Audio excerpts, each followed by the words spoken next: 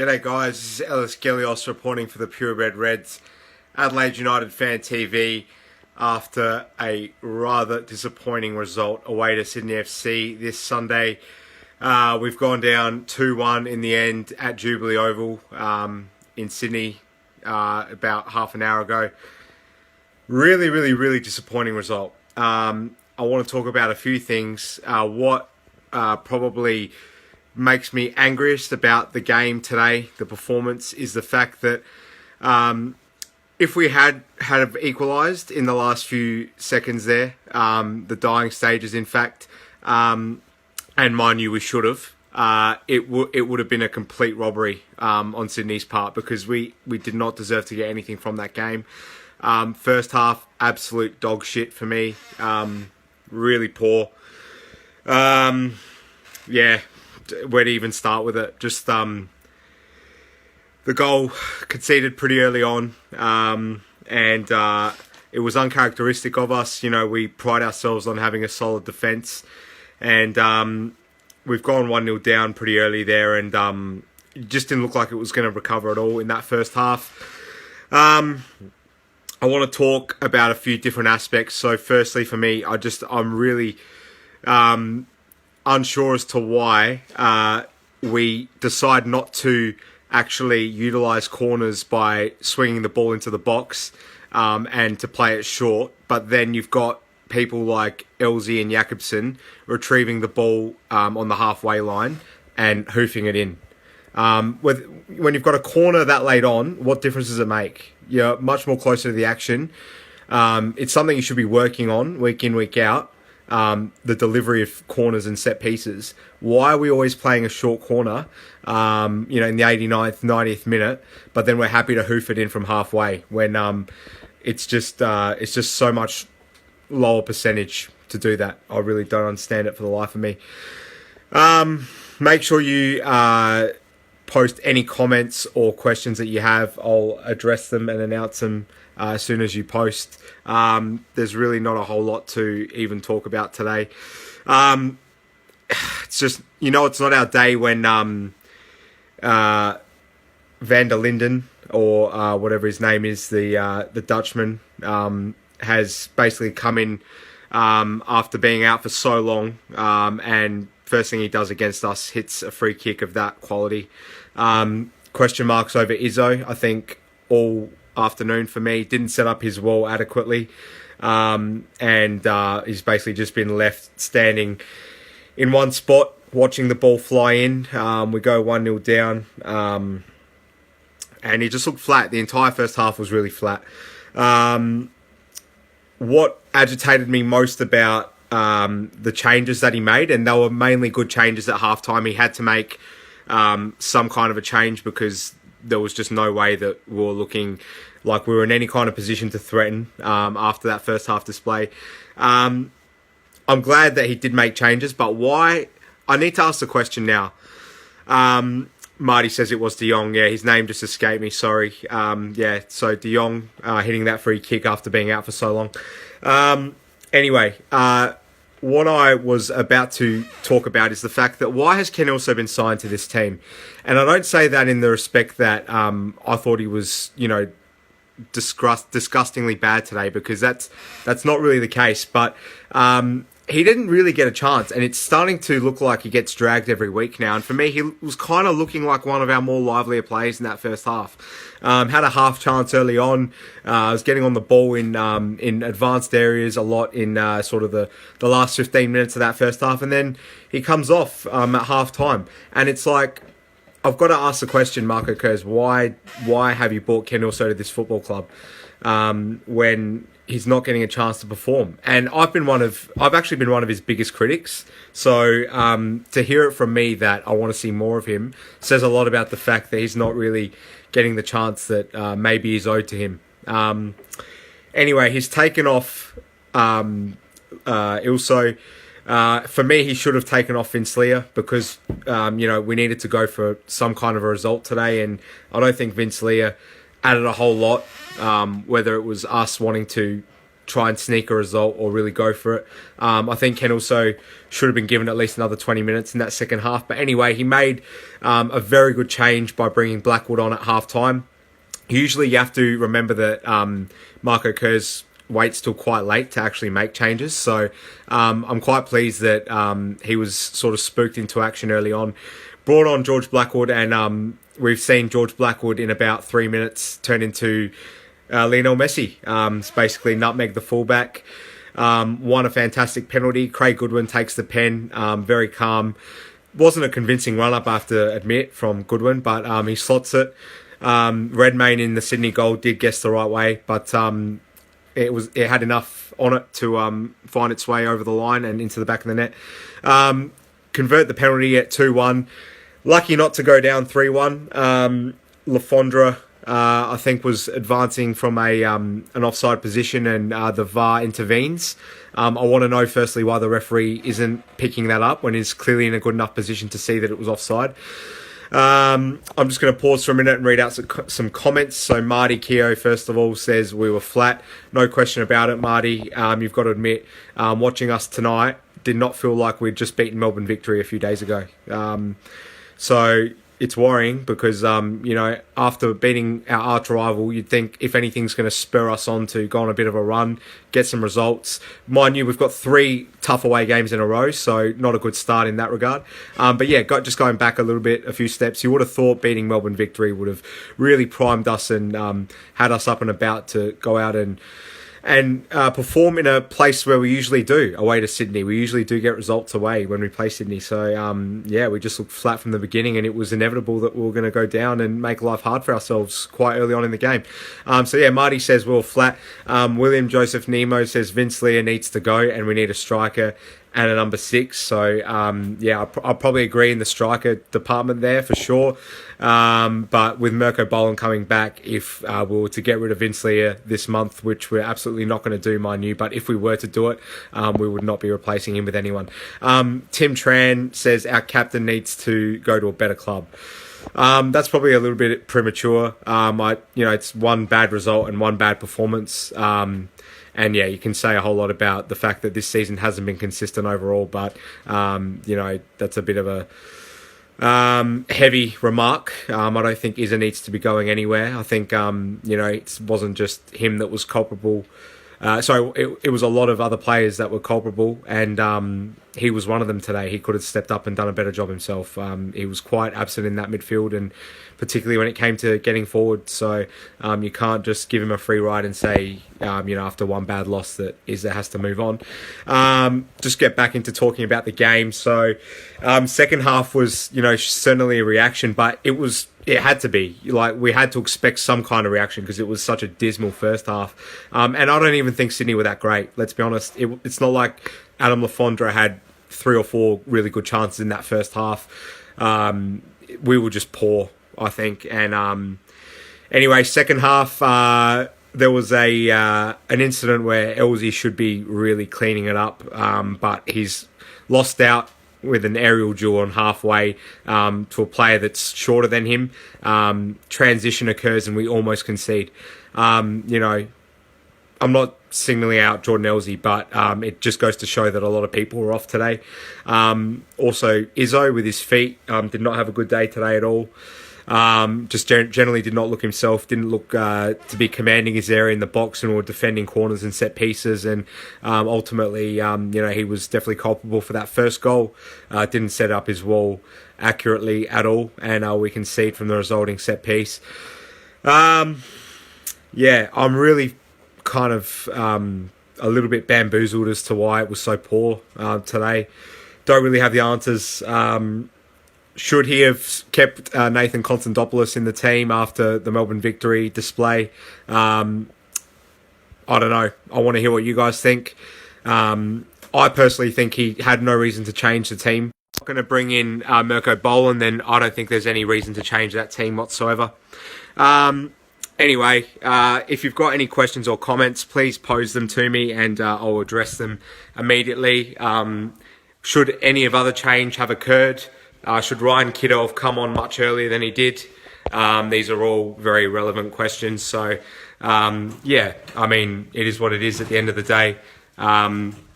But yeah, we lose the game, and now we've got to basically focus towards Western Sydney, who we will be playing this coming Friday night back in Sydney again, and then a very tough trip after that to Perth away.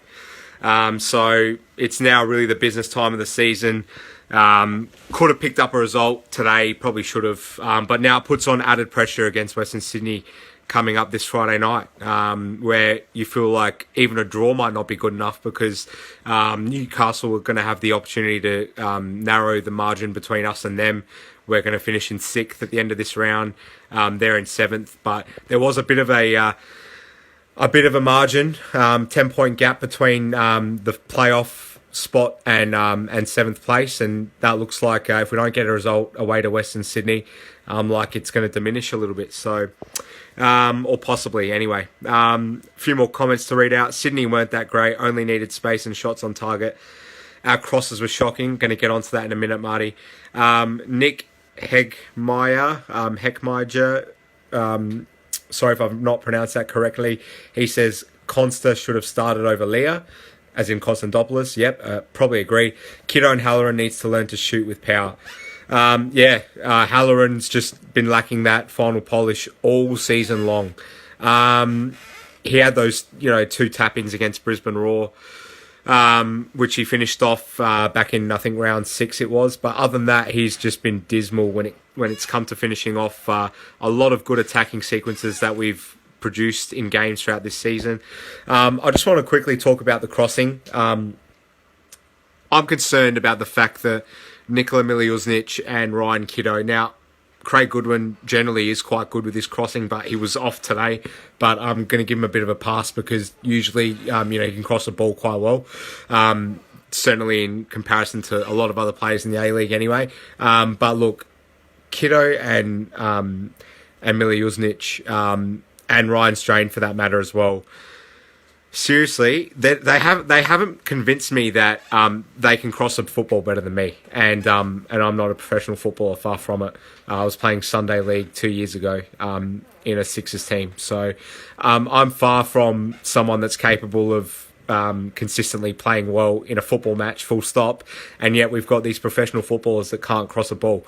Now, it's not even a case of like, Sydney have parked the bus, there's no space to get a good ball in, and so you're trying to sort of get the fullbacks rotating a lot more and trying to work yourself into a bit of space across the ball, hook one in from somewhere and get something meaningful into the box. It's literally, you've been played a fantastic ball through. All you need to do is just wrap your boot around the ball and get something in there.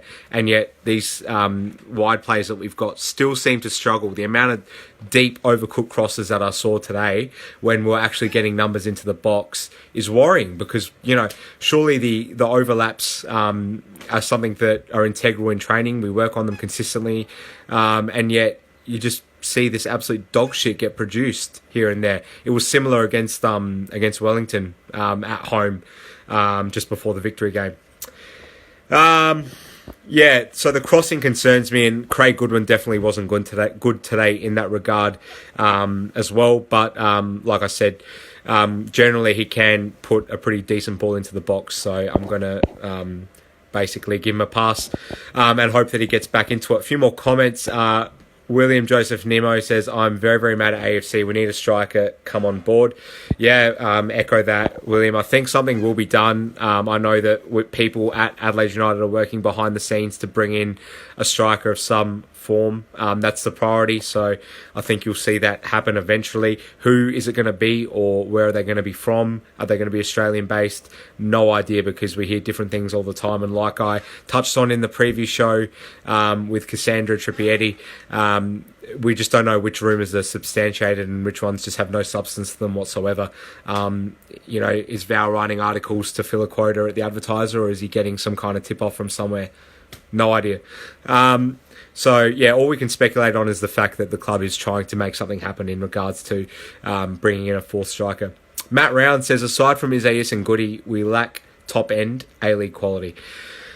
I actually said this to someone in the opening 2 rounds before we started playing more consistent football. In those first two rounds, both against Sydney and Newcastle at home, I actually thought to myself, I was looking at the team sheet sort of, on the cusp of half-time in those games and thinking, gee, if you take out like Elsie, Izzo, Goodwin and Isaias, what quality is there in this team? Like, who could you honestly rely on to make something happen out of nothing if you take those players out of this team? And yeah, sometimes I do revert back to that kind of thinking, particularly when you see a fairly insipid performance like the one this afternoon. Ben Arbin says, truer words never spoken. He's a Stoke City fan that seems to think Stoke City played better football than Liverpool. So, thanks, Ben. But yeah, I thought I'd just throw you under the bus for that one, mate. But thanks for the contribution anyway.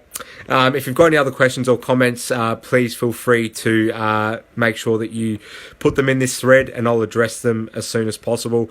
I'm pretty keen not to even discuss this game much more. Nick Gaz says, bring back Adlung. It's not going to happen, Nick. I can tell you that, and I'm not going to tell you why I know that, but I know that it's not going to happen. So, unfortunately, the Adlung article in the Advertiser that came out about the possibility that he might be returning to Adelaide, it's not going to happen. On to the next one there in that regard. But yeah, I'm pretty keen to start focusing on Western Sydney, who are playing behind me right now, away to Perth.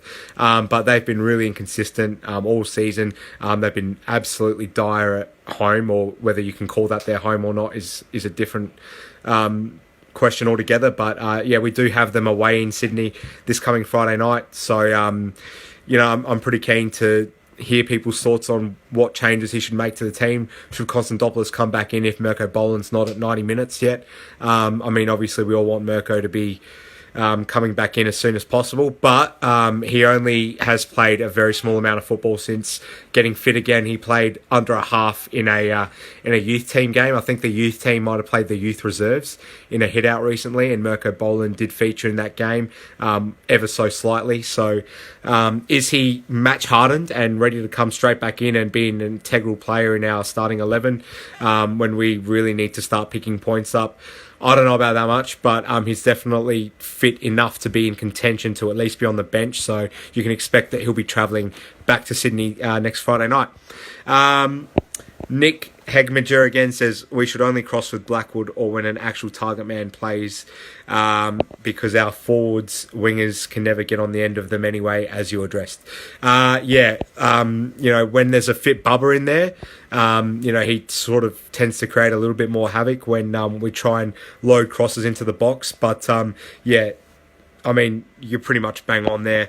If it's not Blackwood getting onto the end of something, it usually is never going to result in a goal. And, I don't want to keep signalling out certain people, but that Kiddo chance at the end, how are you not bearing that, mate? You've only just come into the A-League for 1 or 2 seasons, having played in the NPL for the majority of your career.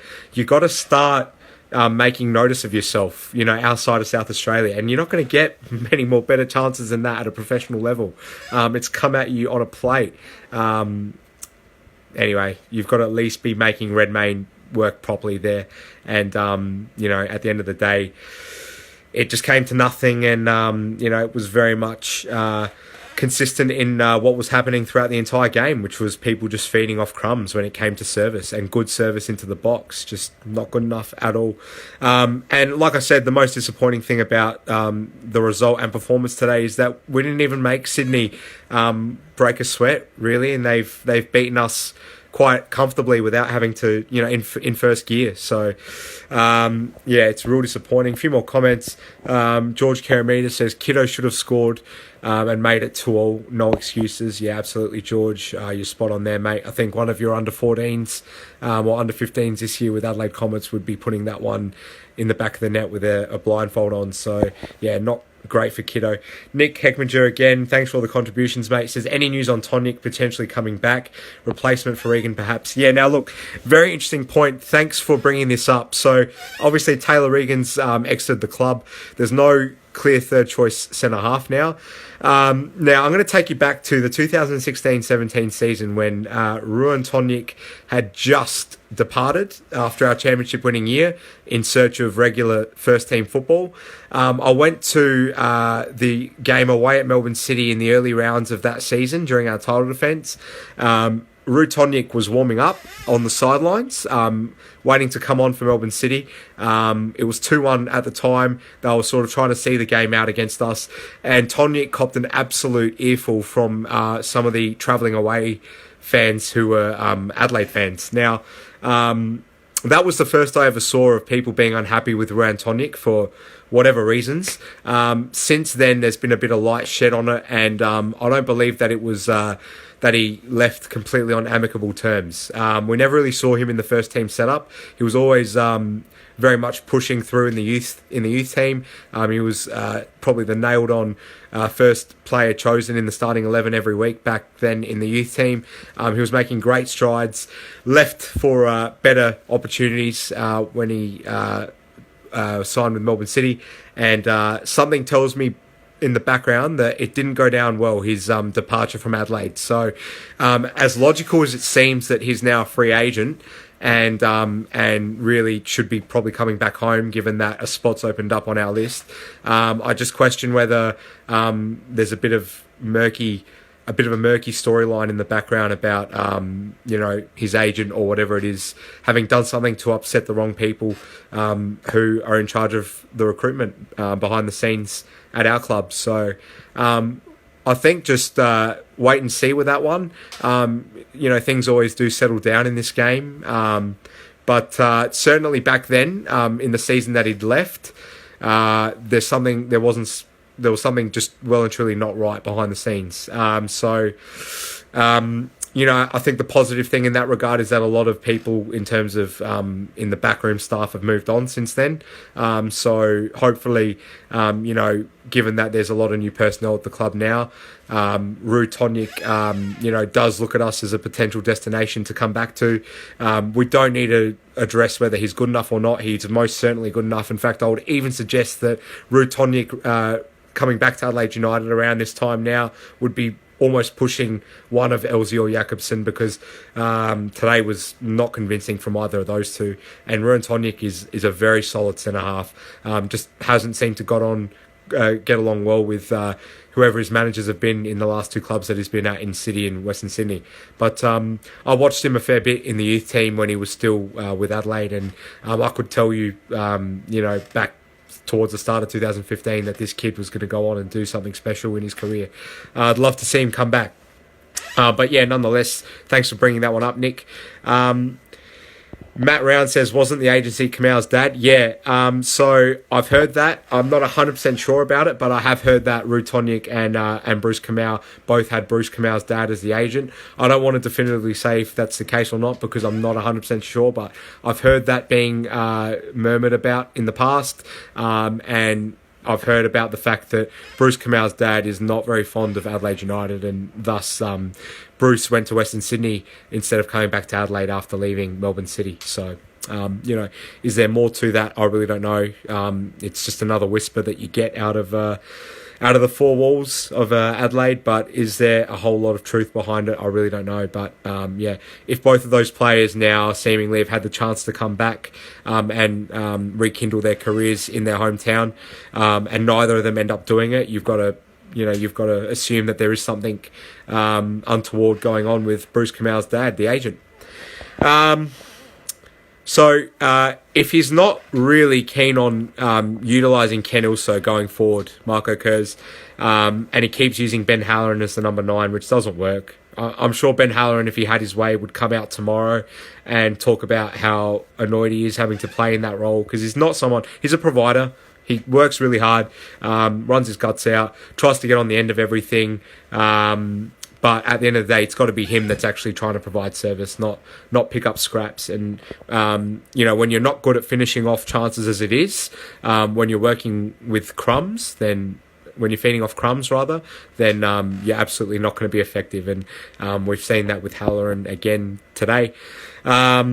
So my question becomes, going forward, Marco Kurz, is he better off starting Blackwood, because Blackwood really made a difference when he came on today. And, you know, if you're going to be cross-happy, it's got to be to a target man. And Ben Halloran is not that person. So, surely against Western Sydney, he's got to think that the logical thing to do is bring back George Blackwood into the starting 11. Again, we're touch and go with Mirko Boland. Hopefully he's fit. But I'm not sure whether that'll transpire or not. Hopefully we see him one way or the other, whether it's starting or not. Again, just insipid. That last 13 minutes today had a lot of the ball. Sydney looked terribly lethargic.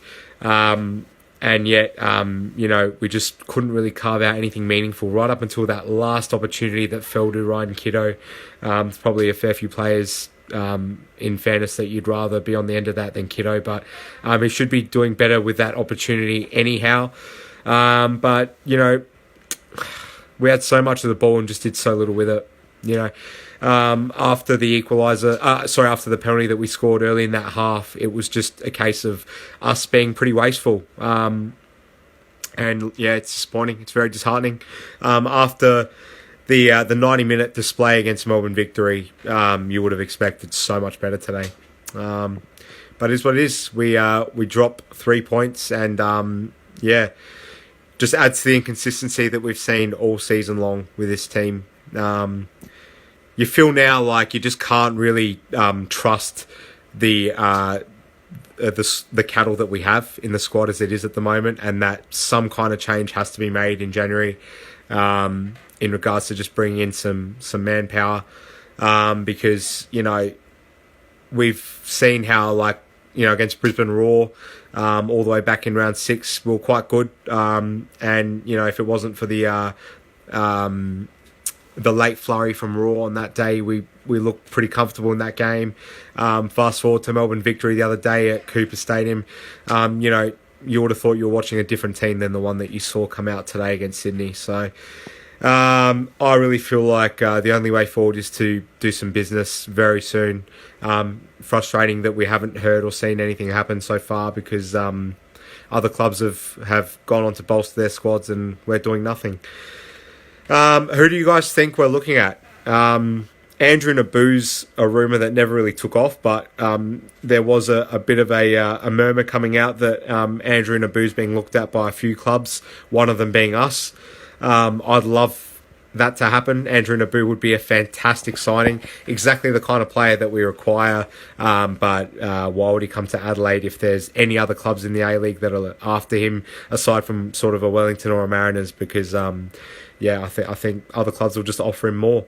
He's not going to particularly drive more people into Cooper Stadium on a match day in the marketing aspect, and so therefore I don't see our club throwing a whole lot of money towards him. I don't see why he'd come back to the A-League if it's through Adelaide United. But I'd love Andrew Naboo.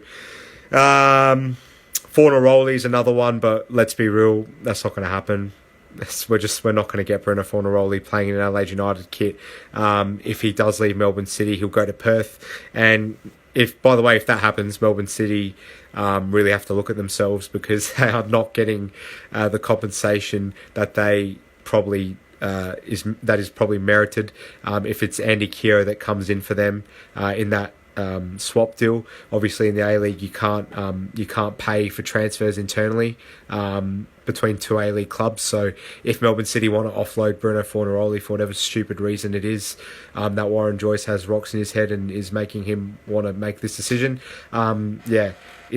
is Keogh seriously as good as Bruno Fornaroli? Absolutely not. So that just shows massive flaws in the way that this league is set up. If Melbourne City, in order to offload Bruno Fornaroli, have to take Keogh in from Perth. Anyway, getting off topic, Bruno Fornaroli is not going to come to Adelaide United. I can guarantee that 110%. His earnings are something in the realm of $2 million a season. Is he going to get paid $2 million to come to Adelaide United? No, sir. So you can forget about Fornaroli happening. I think at the end of the day, we just need to do some kind of business, need to do it very soon. I just want to quickly touch on the fact going forward, off the pitch, there's an Ange Costanzo biographical interview coming out very shortly, which was a fantastic hour-long feature-length interview that I got to do with Ange, and what a legend he is of the football club, and he spoke very candidly and revealed a lot of things in front of the camera, so watch out for that. That's going to be out in the next few days. I'm also going to be releasing some topical videos in the next month about sort of background issues within the club, the state of the ownership, how the previous regime was, what this regime's doing that's any different or any better, whether it's all healthy in the way that we don't know who the actual consortium is. We just know that it's Piet van der Pol that's sort of the face of it. Is that a good thing all in all? And also Marco Kurz and how that's going to play out, his contract scenario. What's going to happen there? We saw the club come out and reaffirm the fact that he will be negotiated with one way or the other. Obviously, we saw the In Daily article, which has probably sparked a few questions about how serious are we as a club about retaining the services of Marco Kurz going into 2019, 2020. The club's come out and said that we are going to renegotiate with Marco at one point, and just that right now it's about the football, so everyone just relax, and we're going to do everything we can to keep him at the club. Well, let's hope so, because he's a fan favourite, and we're not a fly on the wall during training sessions. We don't know what players bicker about between themselves, but what we do know is that in 2 years Marco Kurz has been a huge breath of fresh air. He's bought us silverware and working on a tight budget, so from what we can see and from what the evidence is that we have access to in the public eye, why the hell would you not want to keep Marco Kurz at your club? The issue becomes for me again, we need him so much more than he needs us.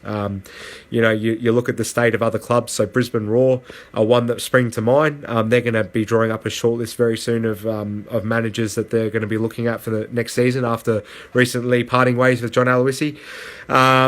You'd assume, if Marco Kurz doesn't sign another contract with us within the next couple of months, that he's going to make that list. Melbourne City with Warren Joyce, that could go one way or the other. They're winning. They're back on track seemingly results-wise, but there's a lot of Melbourne City fans that are still very unhappy with what's going on there. If that discontent continues in that fan base, are they going to be looking to make a change? I think you bet.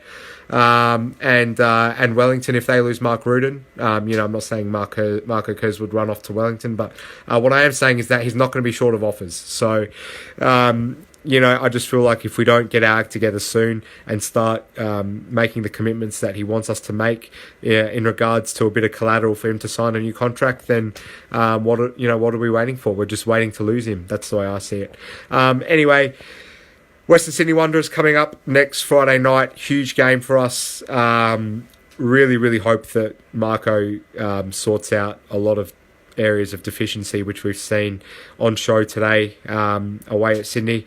Very important that we go to Western Sydney and get a result. There's going to be a lot of pressure on us if we drop all 3 points again against Western Sydney. We very much leave the door open for Newcastle to creep up on us.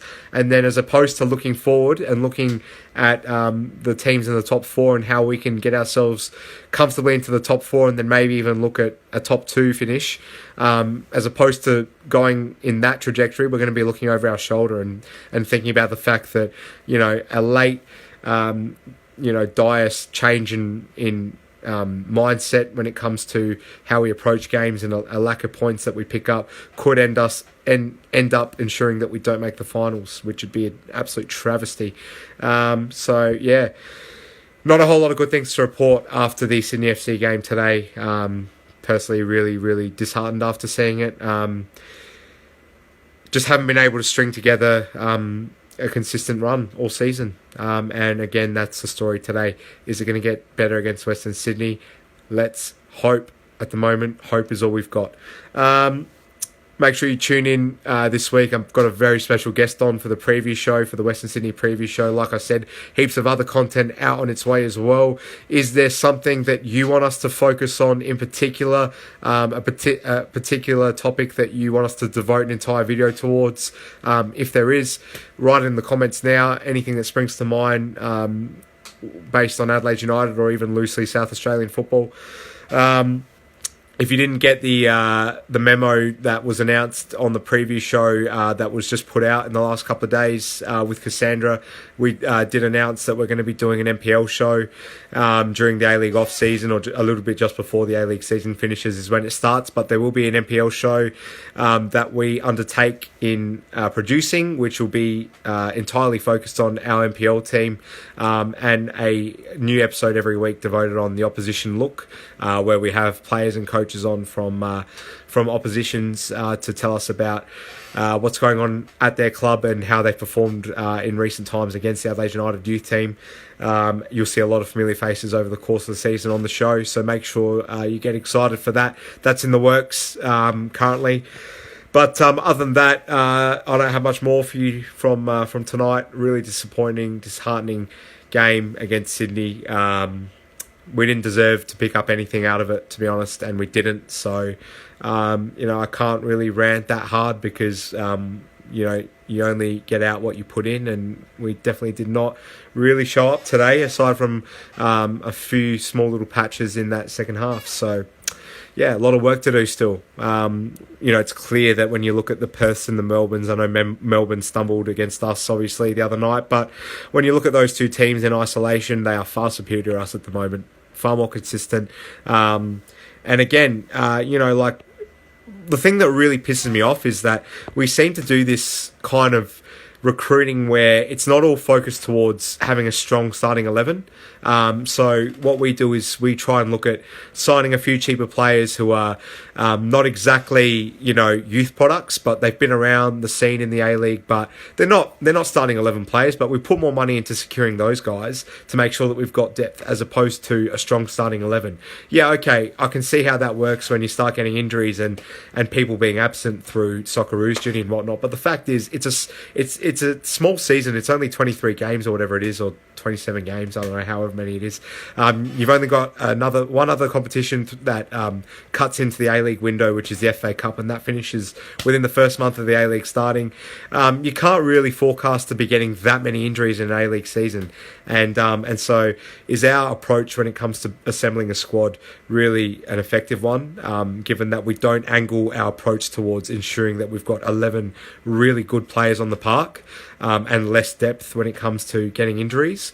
Because what we do is obviously, we look for 7 or 8 sort of, good A-League standard footballers, and then the rest of the squad is angled towards having depth. And I don't personally agree with that because, even though we've had a lot of injuries this season, granted, I just think it's a little bit annoying that we go from the point of view of ensuring that we have just, C-grade players in the squad who provide a bit more depth than your Melbournes and Perth, who you look at them on paper and they've got such good quality in their starting 11. And, the only price they pay is a one-off, it looks like, with Victory, who, had to field Elvis Cam sober in his debut against us the other night just because they were lacking Honda and possibly 1 or 2 guys that were in the Socceroos squad. But, I'd much rather take that than have to rely on not having 11 fantastic players that you can definitely say pick themselves every week in the starting 11, and then you just go forward from there. I'd much rather be that than what we've got. Anyway, mini rant over. It's a 2-1 loss in the end to Sydney FC for Adelaide United. On this Sunday evening, we're back next Friday night against the Wanderers in Sydney, but before then there'll be a preview show that comes out with a special guest who I'm not going to name just right now, but you'll know of him and you definitely would have heard of him when he comes on the show next week. Thanks a lot for tuning in. Make sure you subscribe to the YouTube. All videos do go up on YouTube, but I've never promoted it, so I don't have a whole lot of subscribers, but the eventual aim is to stop uploading videos directly to Facebook and to link YouTube videos instead. So I'd very much appreciate everyone who's liked or subscribed onto the Facebook like page to subscribe to the YouTube account as well, because the future is on YouTube as opposed to Facebook. But yeah, that's not really that important for now. Make sure you like and share all the videos. Keep trying to spread the name out there. And a whole lot more content will be coming your way. So yeah, thank you for tuning into the live feed tonight.